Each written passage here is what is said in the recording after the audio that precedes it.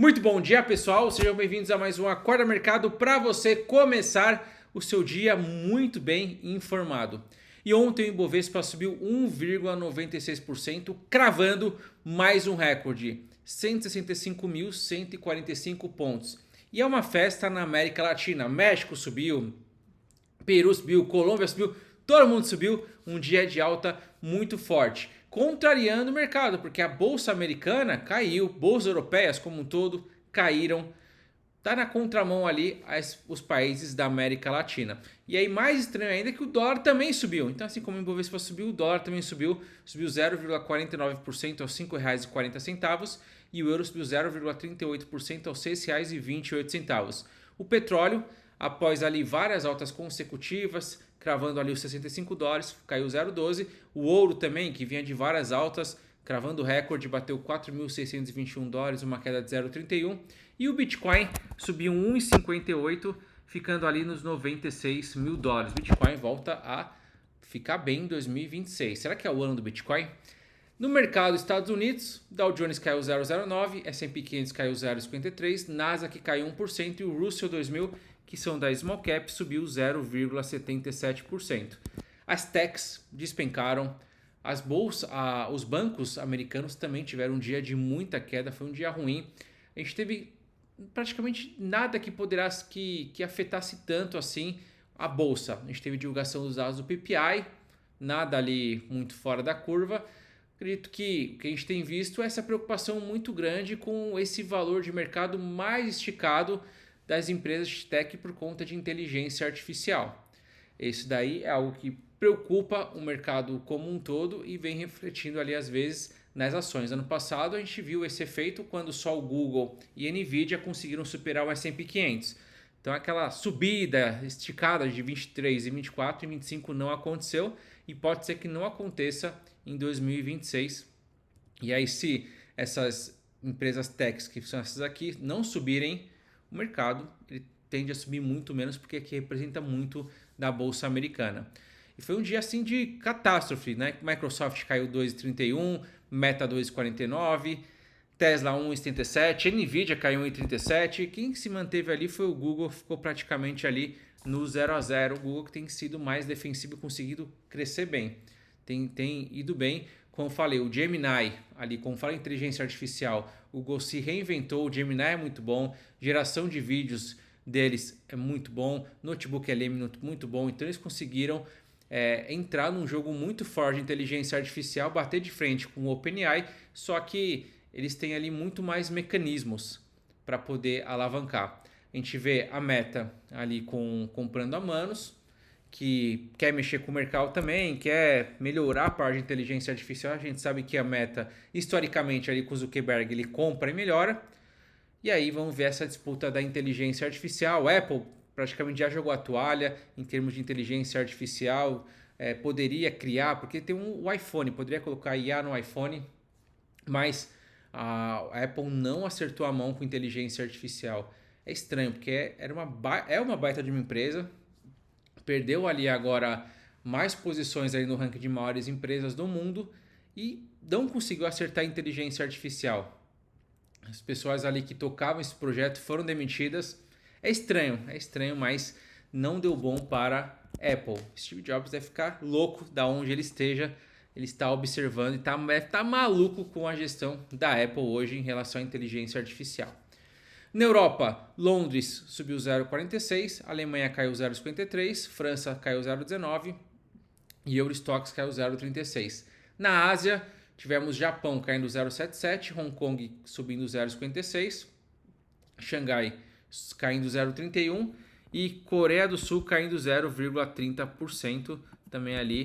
Um dia de queda para praticamente todos. Diferente dos bancos americanos que despencaram, os bancos brasileiros subiram. Banco do Brasil subiu em 42, Bradesco subiu 1,81, BTG subiu 2,08, Itaú subiu 1,10, Santander 1,46. Ajudaram a puxar a alta da bolsa. Além da Vale, os bancos que não contribuíram anteontem, porque anteontem os bancos caíram e a Petrobras ficou em alta, ajudou a segurar mais a bolsa ali. Hoje os bancos fizeram a parte deles e subiram e se recuperaram.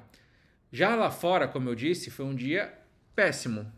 foi ali com Bank of America caindo 3,71, Morgan Stanley caindo 1%, Citigroup caindo 3,37%. De um dia muito ruim para os bancos americanos e as empresas techs.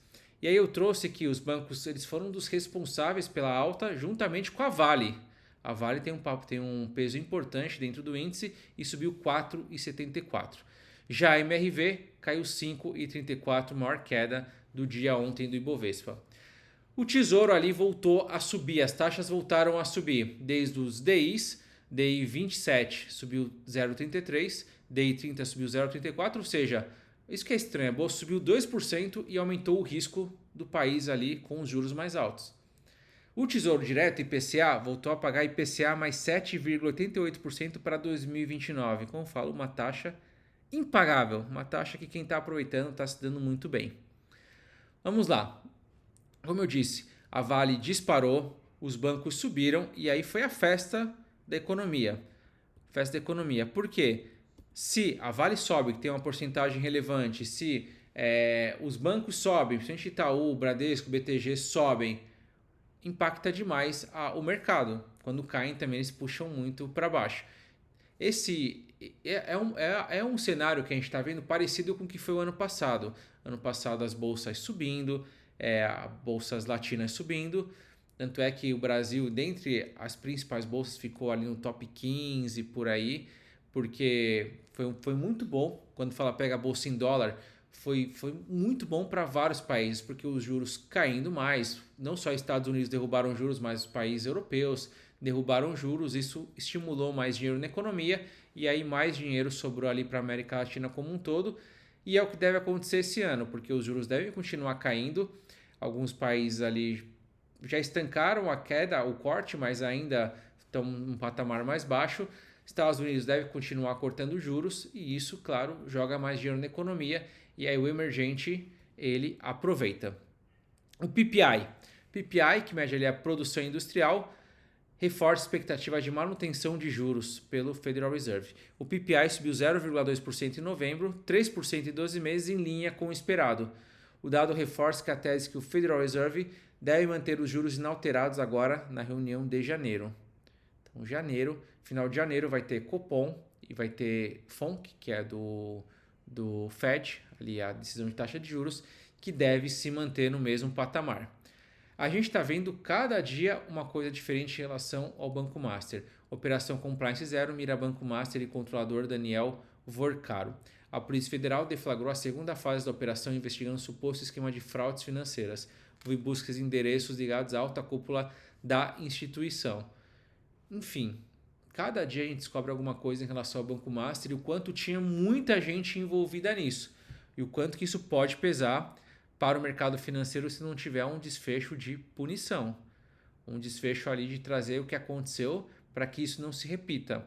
Porque o FGC vai ter ali um valor enorme para ressarcir. E como que fica a confiança do mercado em relação a isso? Agora, vem aqui, toma esse banco aqui, um CDB com uma taxa 120%, 130% do CDI.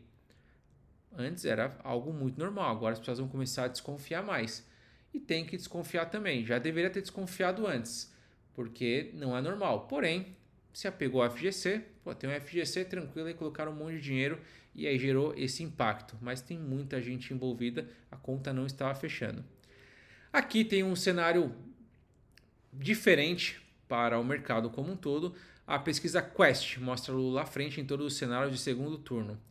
E aqui a gente vê que a margem diminuiu, então o cenário mais disputado de segundo turno foi Lula 44% e Tarcísio com 39%.